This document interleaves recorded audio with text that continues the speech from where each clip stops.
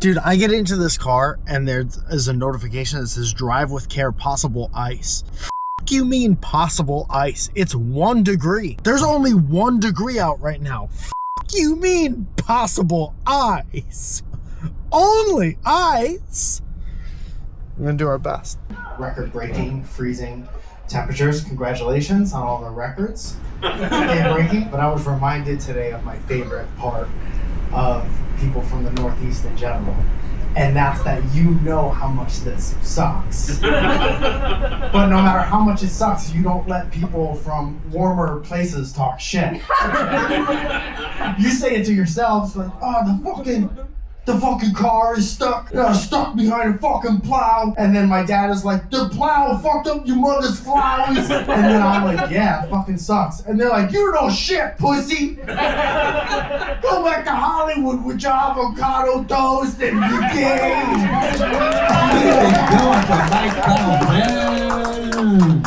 I'm just ready for my close-up. Okay, Oscar. What? It's good to, first of all, it's good to see you. Good to see you too. Thank you for being a replacement on Surrounded. Oh, okay, great. Yeah. Do you mind if I ask you a couple questions? Go right ahead. Why are you so scared to do this show? I'm not scared. I'm never scared.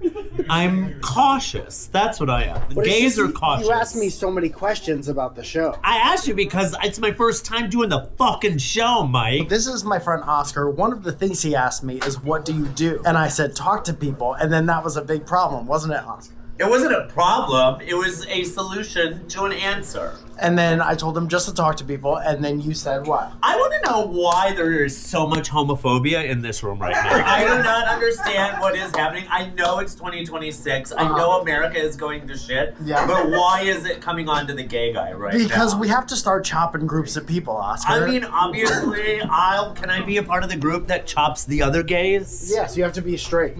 Oh, God. No, okay. This is Surrounded. This is a crowd work show. There's no material from the comedians whatsoever.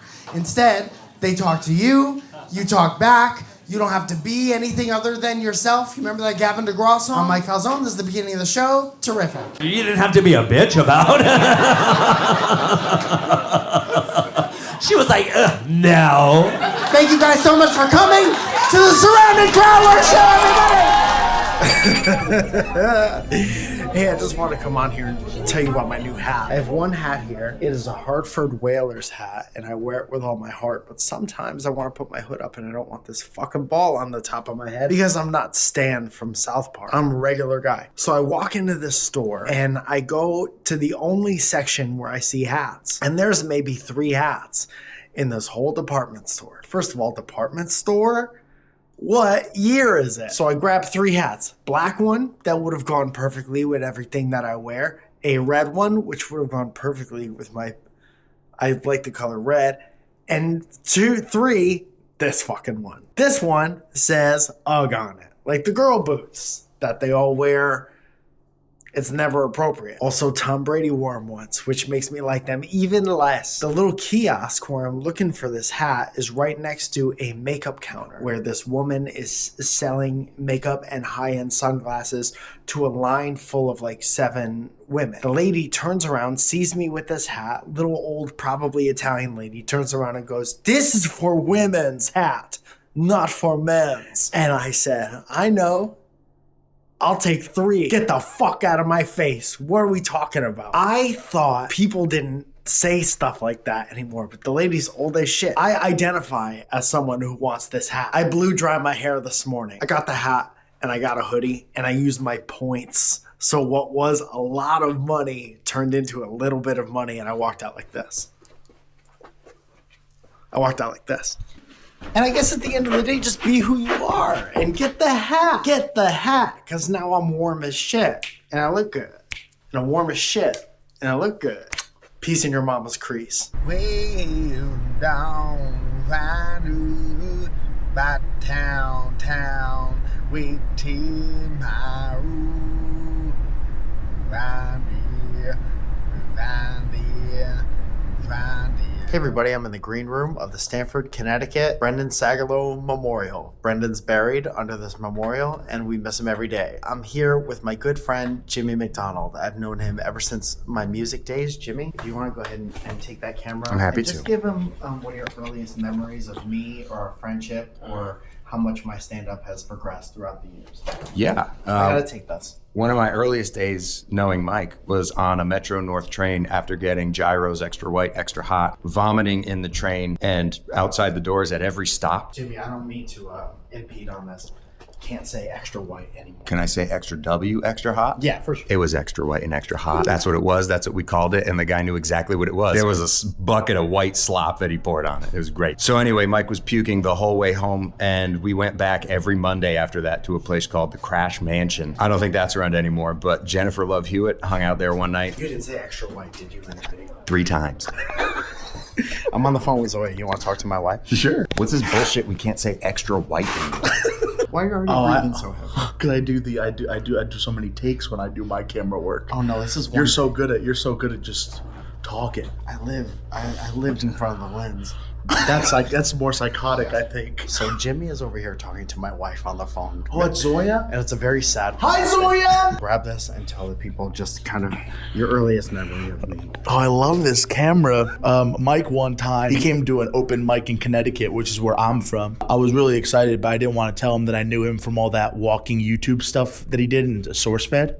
And so I kept that a secret until we became really good friends because I was so afraid that he wouldn't like me if I revealed it too soon. And just getting to work with him now is dream come true. Like you could even tell that I sound like him. He's very influential, and I think that's the nice thing that I can say about him. Okay, I'm done. How do you fucking work this thing? This is my host, John. Yes. What was your name? Ben.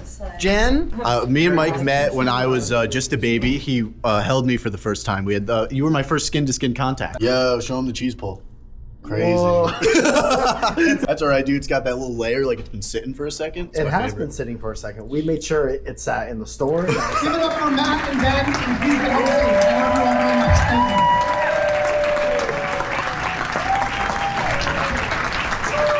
Thank you. Okay, so this is my favorite part of having a job as a person who puts videos on the internet and just is an entertainer in 2026 in general. My laptop, which was made in 2019, once I upgraded to the new iOS, completely died and refused to hold a charge and would also not turn on anymore. And that's my absolute favorite. I have stuff to edit for the Comedy Store. I have stuff to edit for myself. Obviously, we need to move forward. So what do? We go to the Apple Store and we try so desperately to get a smaller version of what I've had in the past. I'm thinking, dog, I get the 14-inch version of a laptop that can handle most of my workflow and it'll still feel like I'm driving a fucking spaceship because I haven't upgraded my laptop since before the pandemic. Remember the pandemic? I go to the store and the guy's like, yeah, dude, you get this and this chip and we can put it all in the 14-inch version and that'll be great. And then he looks in his database and that's when you are really getting into it. And in the database, it says, of course, we don't have the 14-inch version of that, but we do have the 16-inch version. So what you could do is you could not downgrade at all. God forbid I can't see 2 more inches of my own dumb face. And so I now have a 16-inch laptop again. And men never lie about size. I wouldn't lie about that. 16-inch MacBook Pro, M4 Pro chip, 24 gigabyte memory, 512 gigabyte storage, $2,600. Plus the Apple Care, because you gotta get the Apple Care because that has done something for someone, I assume, at some point. So now we're gonna do an unboxing for the girlies. This is what it looks like. Obviously, when I'm driving home from the Norwalk, Connecticut mall, which is beautiful, by the way, of course I have to slam on the brakes because people don't know how to drive on ice. And people always have somewhere to go that's probably Bed Bath & Beyond. They gotta go to the plant section of Home Depot. And of course they're in a rush. And of course the people don't fucking scrape the ice off the top of their car, so ice is fucking flying off the back of people's cars and causing people to swirl all over the planet. I gotta stop short, and of course the laptop flies off the passenger seat and onto the floor, and I just bought it. Gun emoji. So this is it. This is part of the Apple experience. Dude, I drop, it shatters. Yes, and of course, this is what it looks like. So I haven't had a new laptop in 7 years. It is very exciting. It does feel very new and good, but I have to download Final Cut on it. I have to download Lightroom. Here is a part of it. This part does this. And then this part, of course, is the part with the sticker in it. God forbid you buy an Apple thing and you don't get a little fucking Apple sticker. And this is here as well. Okay, so now I have this. And then you do open. Oh, and then it's this as well. And now this. And now this is part of my life. Isn't that the bomb? Isn't that great? Jesus Christ. Now I'm back in Los Angeles and it's 80 degrees. And there's no snow. Everything is fine again. I love being in New York so much. I love being at the stand. I feel very seen and appreciated there. And that kind of brings me to the DM I got for this video, which was from this kid who moved with his fiance or wife or girlfriend to Seattle. And he got a job that he really, really likes over there. But his original home is on the East Coast. So I relate very much to his story. And his DM was mostly about being so far away from his family and feeling badly that he's far away from his family and feeling guilty about that, and try to reconcile how good he feels in his new life as an adult with how guilty he feels about being away from his family as they get older. And boy, howdy, is that not my entire sense of being. So I'm an only child. For my entire life, it's just been me and my dad and my mom, and I just love them very much. They're getting up there in their 70s, and then Catherine O'Hara just passed away, so I assume my parents are next. That's kind of part of the reason why I go back there so much, because they gave me such a good life. I know that they know that they're never forgotten about, but